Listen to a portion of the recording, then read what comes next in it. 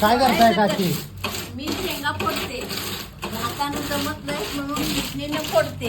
कसली मशीन आहे? ही मशीन आहे हात मशीन. बर.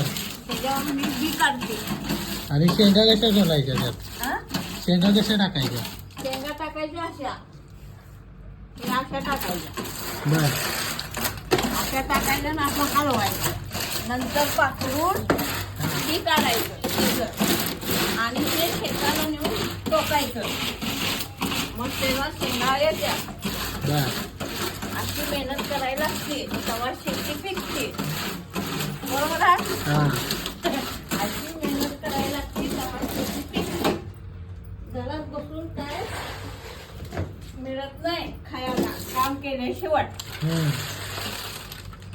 आपलं अंग हल्लं तर आपण जगू शकतो. अंग नाही हल्लं तर आधीच मरू शकतो. त्यामुळं मी परवा पडलो बर. तरी मी काम करते झोपले नाही. रात्री दवाखान्यात आलो ना. आता एक पोतं शेंगाचं फोडायचं झालेलं आहे. एक पोत सोलायला किती वेळ लागतो? 10 मिनिटं. अर्धा पाऊण तास.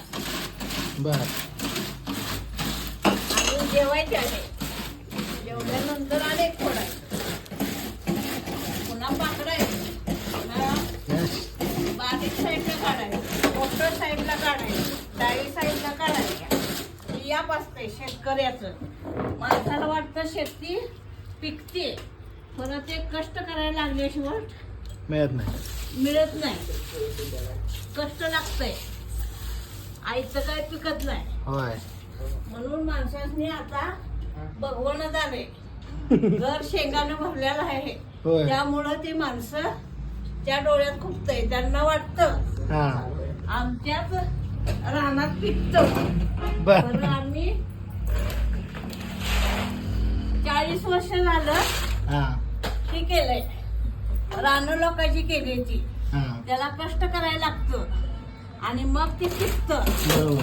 आपोआप काय पिकत नाही. होय. त्याला कष्टाचं फळ आपल्याला मिळू शकतं. कामाचं कुठं जात नाही. फळांचं पचत नाही. ओके. ओके.